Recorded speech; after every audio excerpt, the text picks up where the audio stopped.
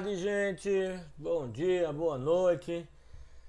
Vamos embora, que atrás vem gente. Vamos estudar, que é o melhor que a gente faz. Vamos aprender cada vez mais, né? Quem chegou até aqui agora, estamos praticamente 95% do curso concluído, né? Então vamos fechar essa parte de capabilidade de máquina. Deixa eu pegar o nosso laser. Capabilidade de máquina.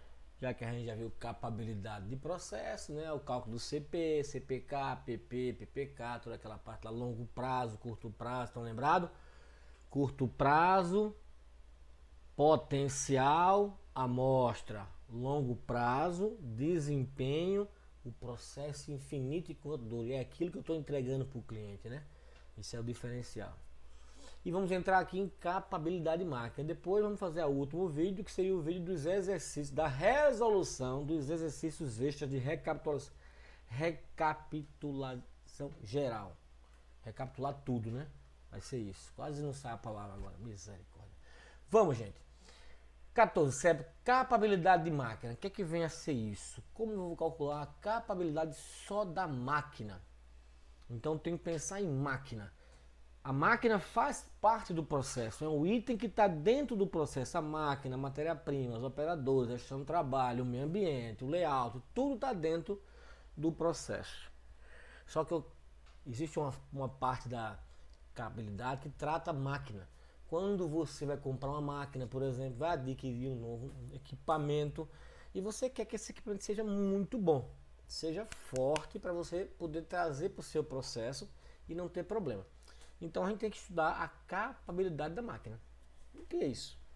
A variação inerente do processo é originada dos 6M, concorda? Todo mundo sabe que a variação vem de máquina, medida, material, meio ambiente, mão de obra e método. Tudo isso joga peças com defeito, variação no processo. Esses famosos 6M's, famoso Ishikawa, com certeza vocês estão fazendo o controle estatístico do processo e já viram quem é esse famoso Ishikawa, que é essas perninhas lá, que nasceu lá como 4M's e hoje a gente fala que é 6M's. Então toda variação vem dessas categorias. E máquina é uma variação específica, tá vendo? Máquina, tá? Vem daí. Então agora, o propósito de um estudo de capacidade de máquina é isolar a quantidade de variação da categoria máquina. Eu quero saber qual é a variação só máquina do restante do resto. Eu quero estudar máquina. Agora, como é que eu vou estudar máquina se eu tenho tudo isso aqui envolvendo a máquina? Ó, isto é feito para eliminar ou pelo menos minimizar todas as fontes de variação do processo vindo dos outros 5M. Eu quero estudar máquina, então eu vou ter que eliminar ou minimizar as ações desses outros M's que aqui estão. Eu eliminando esses outros M's, quando eu calcular meu CP ou CPK, só vai falar de máquina. Tá? Agora, como eu vou isolar a máquina dos outros 5 M's? 1, 2, 3, 4, 5. A máquina é o sexto, né? Como é que eu vou isolar essa máquina aqui?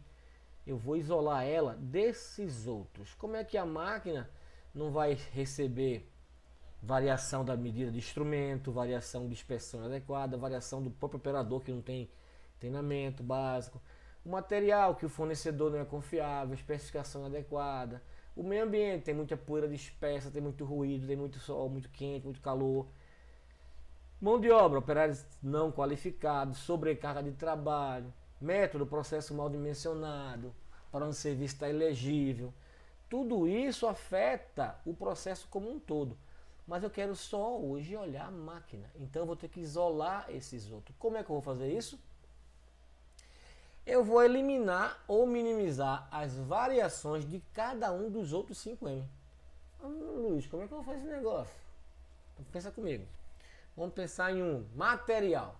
Como é que eu vou isolar os efeitos do material para poder saber que o material está sempre bom e não está gerando variação dentro do processo?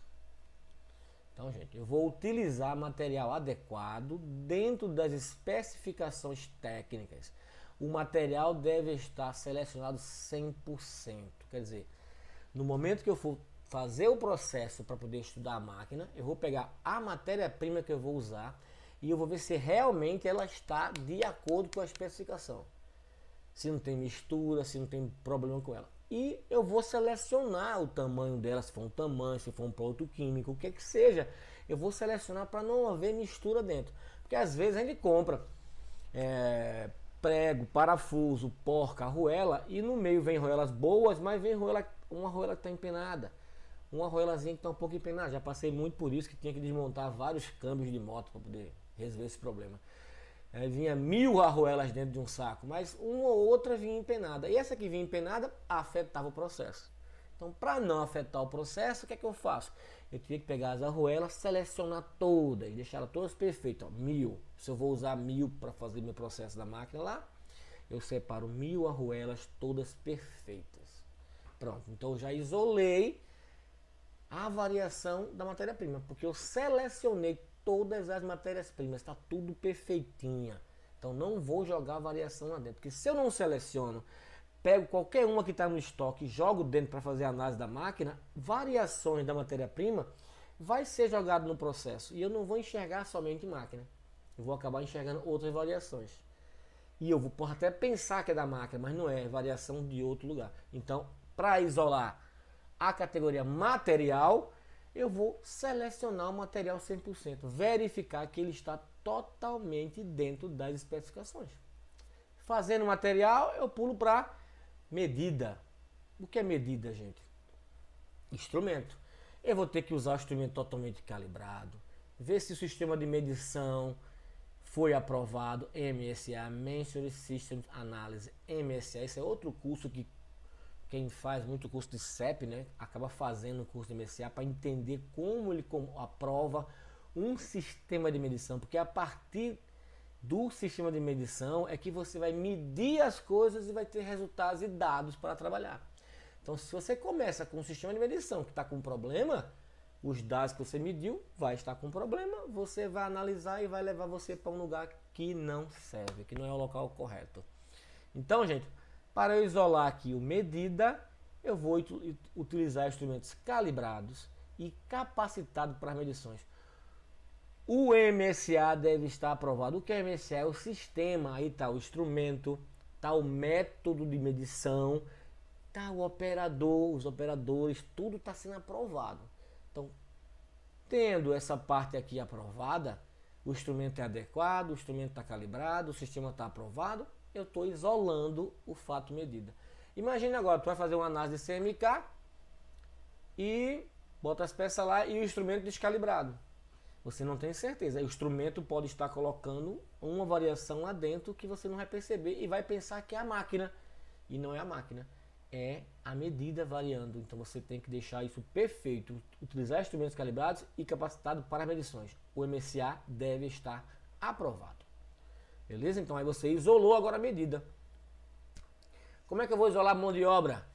Eu tenho que arrumar o melhor técnico possível, o cara que sabe, se for o caso, o conhecedor da máquina, o cara que produziu a máquina. Esse cara que conhece. Então, ó, utilizar a mão de obra técnica que conheça perfeitamente bem a máquina. Se possível, o engenheiro técnico do fornecedor da máquina.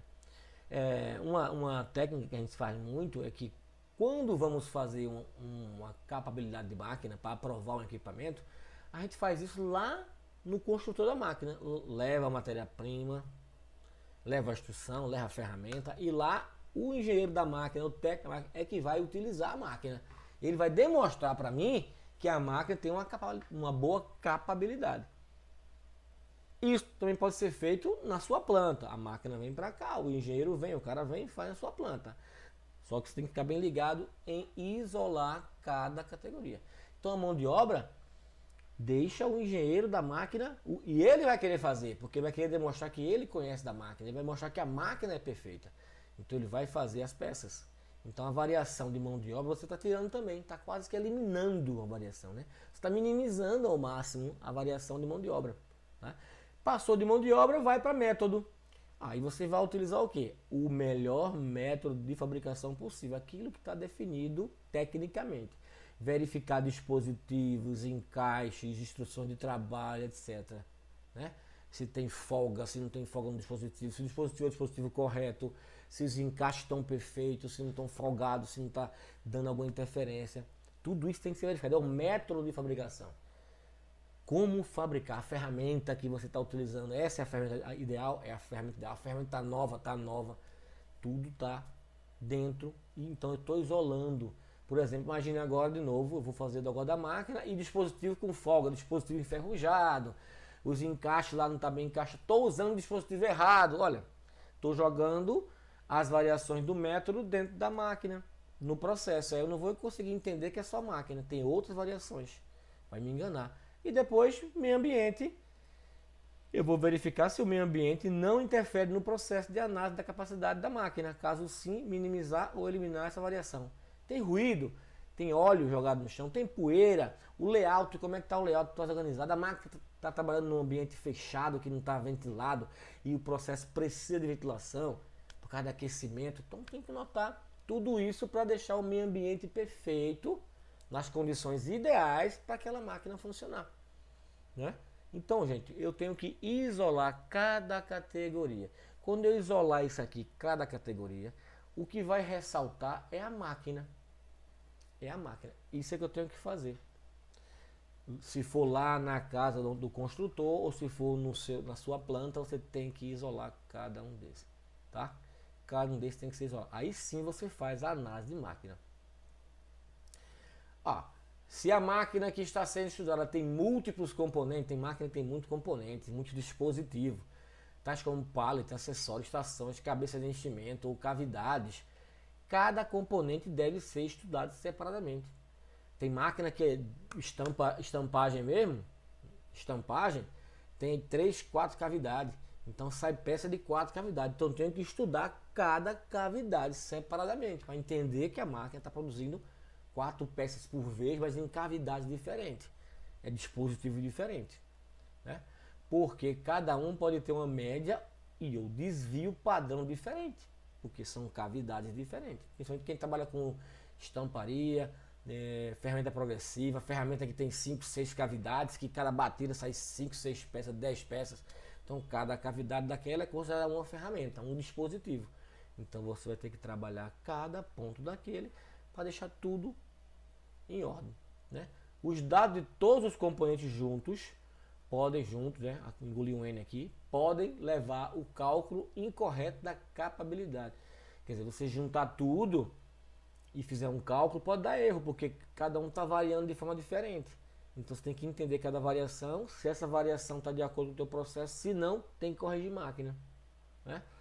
Além disso, combinando dados de vários componentes do processo, aumenta a dificuldade de identificar qual componente é responsável pela maior variação. Você está juntando dados de montes de componentes, você olha para os dados estão uma porcaria, está tudo ruim, mostrando um processo que não está capaz, mostrando um processo que não está normal, mostrando um processo que não está cheio de causas especiais. Mas aonde foi? Tem vários componentes, vários dispositivos, então tem que fazer com um dispositivo, fazer com outro dispositivo, checar um, checar outro e ver quem é que está variando mais, para não gerar esse problema todo, tá? Então, geralmente estudos de capacidade de máquina são cozidos no chão de fábrica do construtor, como eu falei, né? Lá na casa do construtor da máquina, antes que o equipamento seja comprado, antes que eu comprar o equipamento, eu vou lá e testo lá, ele tem que me comprovar que o equipamento é bom.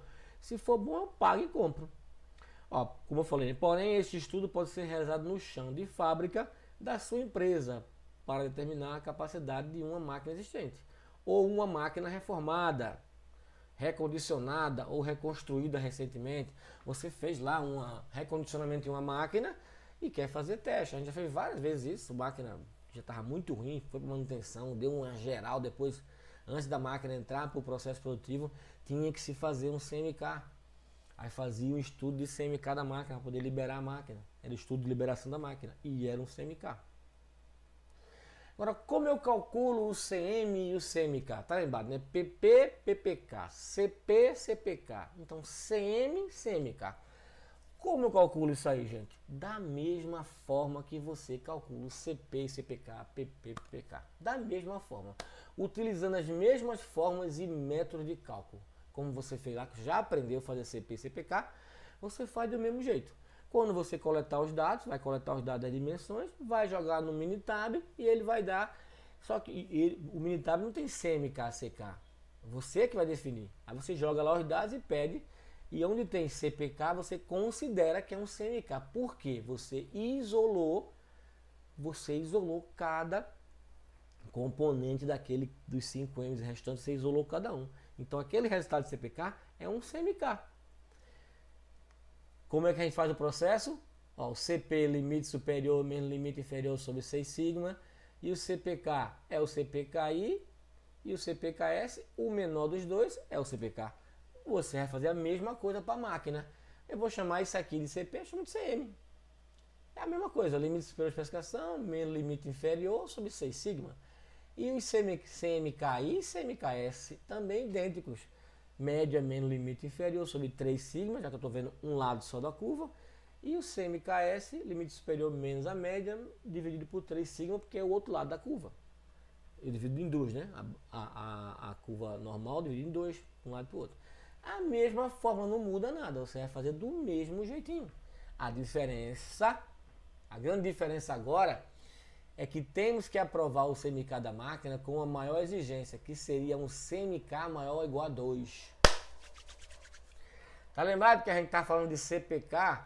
Quando o processo é capaz, o CPK tem que ser maior que 1.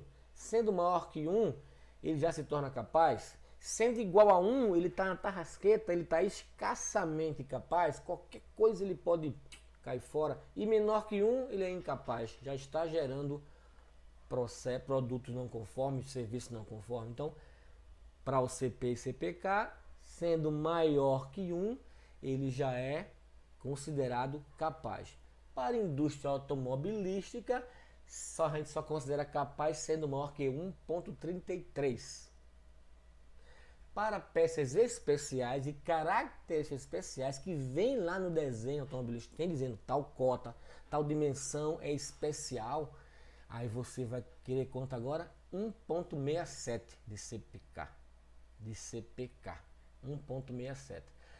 Aí agora eu estou jogando o CMK para 2. Por que eu faço isso? Por que eu jogo o CMK para 2, gente? Por que aprovar o CMK maior ou igual a 2? Por que exigir tanto? O que acontece, gente? Vamos ler o que está aqui escrito para a gente conversar. O processo normal com todas as variações dos 6Ms, mão de obra, método, máquina, matéria-prima, né? Medida, meio ambiente, tenderá a reduzir o CMK por motivo da variabilidade em cada categoria dos 6Ms adicionado ao processo. CMK máquina igual a 2, tenderá a ir para menor que 2 com a entrada das outras variações. Estão entendendo? Como a gente isolou cada variação, a tendência é a gente estar enxergando só a máquina. Então eu quero que a máquina seja maior que 2. Porque a máquina sendo maior que 2, quando eu começar a colocar minha matéria-prima porcaria, meus operadores que não estão mal treinados, meu método que está no meu galpão, que é um calor derrotado, né? Começar a jogar as variações, a tendência é cair. A variação começa a aumentar a curva e a tendência é esse meu CPK diminuir. E ir pelo menos para 1.50, 1.40, 1.30, mas diminuir. Então não posso aprovar a máquina com CMK igual a 1.33. Porque se eu aprovar com 1.33, quando eu começar a jogar as outras variações, porque eu tinha isolado para fazer o teste, mas quando eu começar a jogar toda a matéria-prima que chega do fornecedor, os operadores que eu troco, que eu boto operador novato, que eu estou treinando, começar a jogar as variações dentro, a tendência é de 1.33 cair para 0.7, 0.5, 0.4.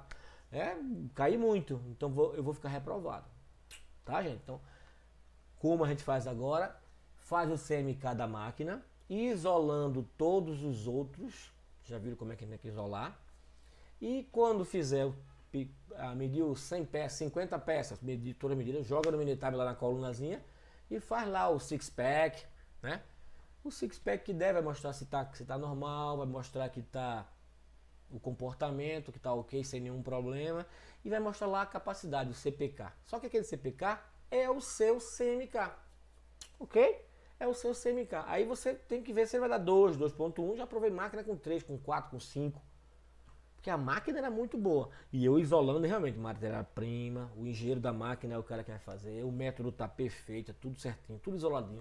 Só pegou deixou a máquina esquentar, rodou em vazio para depois começar umas 100 peças, fazer umas 100 peças, 125 peças. Aí medir tudo e o CPK da máquina e o CMK da 3.5, 3.7, 5, 6, 2.4, 2.5. Já chegamos a aprovar a máquina com 1.9. Isso é normal, dependendo do que ela vai fazer. 1.9 já estava muito bom, a gente não, dava para aprovar com 1.9. Condicionalmente aprovou a máquina com 1.9. Mas o que eu quero que vocês entendam é isso, tá? A gente vai aprovar a máquina como da mesma forma que a gente faz os cálculos de CP e CPK, do mesmo jeitinho. A diferença é que nós temos que isolar cada um daqueles outros.